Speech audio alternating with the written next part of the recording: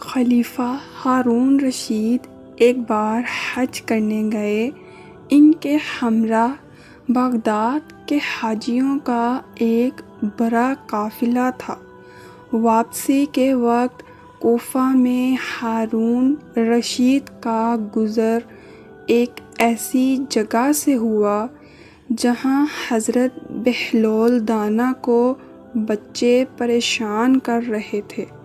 خلیفہ کی سواری نزدیک پہنچی تو لڑکے دیکھ کر بھاگ گئے اور گلیوں میں چھپ گئے۔ ہارون رشید ایک شاندار اونٹنی پر ہودج میں سوار تھے۔ شاہی کروفر ارد گرد تھا اور ہودج پر پردہ پڑا ہوا تھا۔ حضرت بہلول نے دیکھا تو بآواز بلند پکارا، یا امیر المؤمنین، یا امیر المؤمنین۔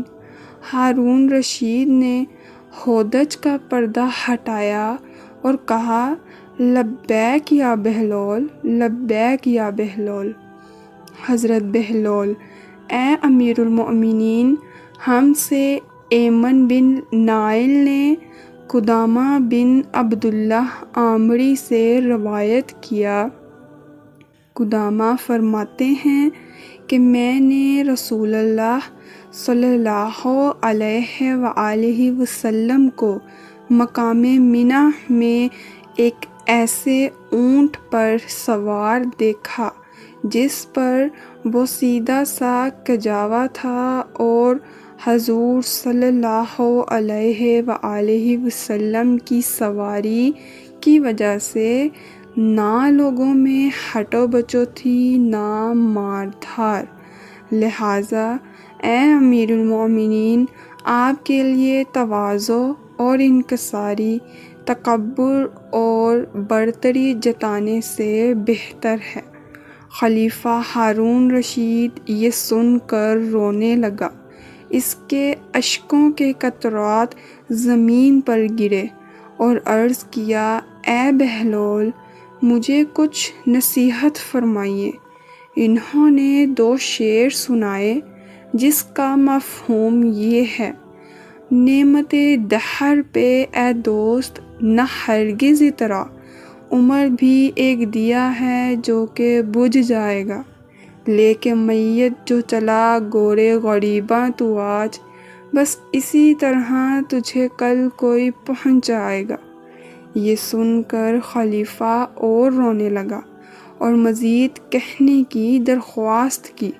حضرت بہلول، امیر المؤمنین، جسے اللہ تعالیٰ مال و دولت اور حسن و جمال سے نوازے اور وہ اپنی دولت راہ مولا میں خرچ کرے اور حسن و جمال کو حرام سے بچائے، دفتر مولا میں اس کا نام ابرار کی فہرست میں لکھا جائے گا۔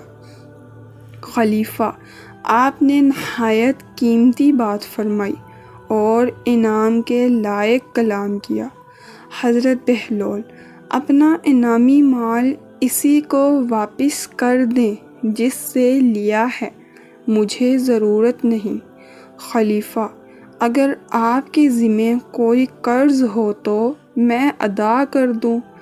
حضرت بہلول، دین سے دین کی کیا ادائیگی ہوگی، آپ حقداروں کا حق انہیں دیں اور نفس کا حق ادا کریں۔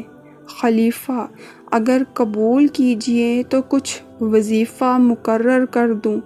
حضرت بہلول، امیر المؤمنین، ہم اور آپ دونوں اللہ ہی کے بندے ہیں، پھر یہ کیسے ممکن ہے کہ اللہ آپ کو یاد رکھے اور مجھے فراموش کر جائے؟ ہارون رشید نے یہ سن کر مخمل کا پردہ گرایا اور سواری آگے روانہ کی۔